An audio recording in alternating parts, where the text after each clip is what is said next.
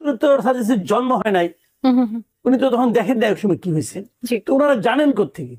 ওনারা জানেন ইতিহাস থেকে। ইতিহাসটাকে আমরা শেখ হাসিনার কারণে কি তার বাবার সবকিছু ভুলে যাওয়া, অবদান ভুলে যাব কিনা?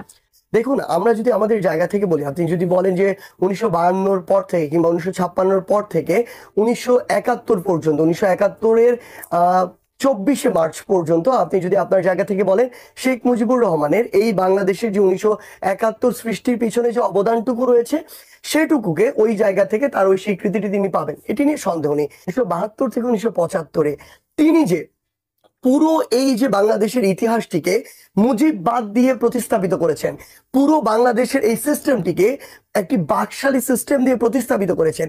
এই যে কালো অধ্যায়গুলো, দেখুন বাংলাদেশকে আজকে কেন এত বড় একটি অভ্যুত্থানের ভিতর দিয়ে যেতে হবে, কেন 2000 মানুষকে আমার প্রাণ দিতে হবে, অর্ধলক্ষ মানুষকে রক্তও দিতে হবে।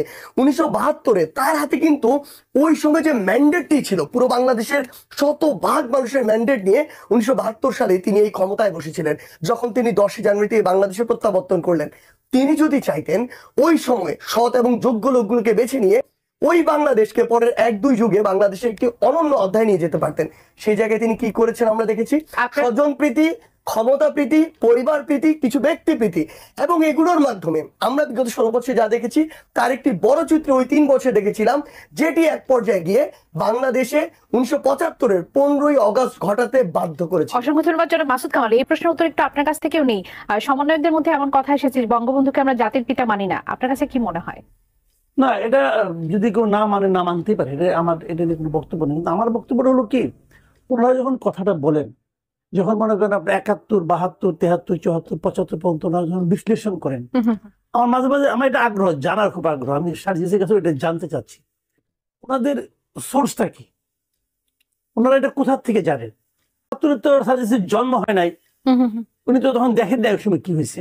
তো ওনারা জানেন কোত্থেকে? ওনারা জানেন ইতিহাস থেকে। ইতিহাসটাকে ইতিহাসটা তো কোনো মানুষ লেখে। বাংলাদেশে এই মুহূর্তে 2-3 ধরনের ইতিহাস পাওয়া যায়, যার যার ন্যারেটিভ তার মতো কথাটা ব্যাখ্যা করেন।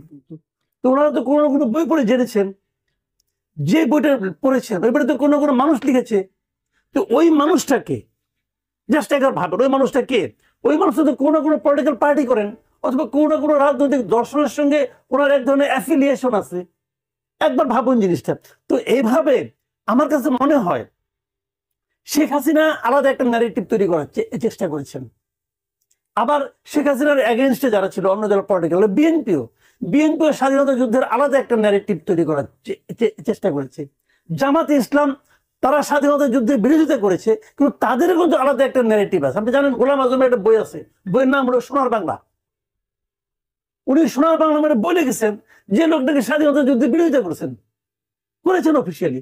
তো এখন যার যার ন্যারেটিভ কিন্তু তার কাছে, এবং তাদের ক্ষমা চাওয়া প্রসঙ্গ যখন আসে, আমি ক্ষমা চাওয়া প্রসঙ্গে আমি আরো অনেক পড়ে যাচ্ছি, ওটা ওই প্রসঙ্গটা খুব একটা ইম্পর্টেন্ট না। কিন্তু আমার কথা হলো যার যার তো অস্বীকার করছেন যে সে সময় তাদের প্রমাণ দিতে হবে যে সে সময় তারা বাংলাদেশের মুক্তিযুদ্ধের বিরুদ্ধে ছিলেন বা স্বাধীনতার বিরুদ্ধে ছিলেন, সেটির প্রমাণ তাদের দিতে হবে।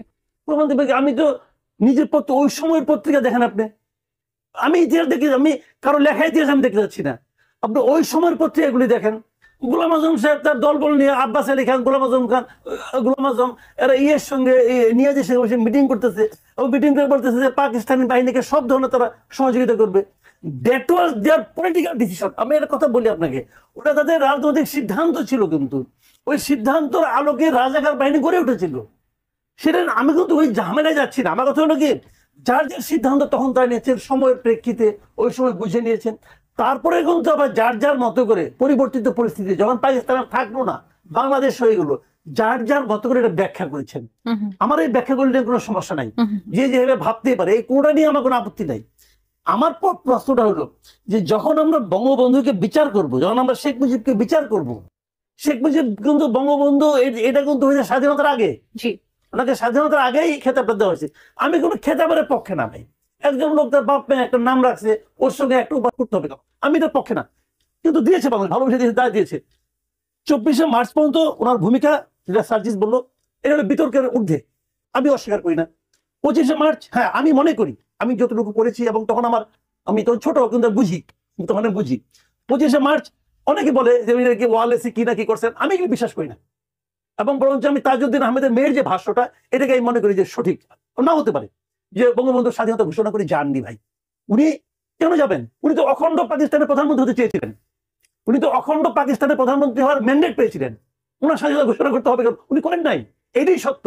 যারা এখন বলে উনি স্বাধীনতা ঘোষণা করছেন, এটা ঠিক না, আমি মনে করি না। আবার আমারও ভুল হইতে পারে, কিন্তু আমি মনে করি না।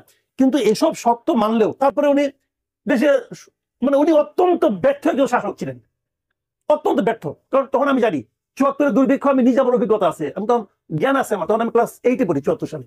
কাজে আমি না খেয়ে দেখছি, আমি আটার যাও খাইছি ভাই, আমি নিজে খেয়েছি। আটার যাও বুঝেন, ওই যেটাতে পোস্টার লাগায় আটা গুলা, ওইটা আমি খেয়েছি, ওইটা খেয়ে আমার জীবন ধারণ করেছি, আমি জানি এগুলো। কিন্তু এই সমস্ত অপকর্ম, সমস্ত অযোগ্যতা সত্ত্বেও আমি মনে করি বাংলাদেশের স্বাধীনতার মহানায়ক হলো শেখ মুজিবুর রহমান। ধন্যবাদ কামাল। এই যে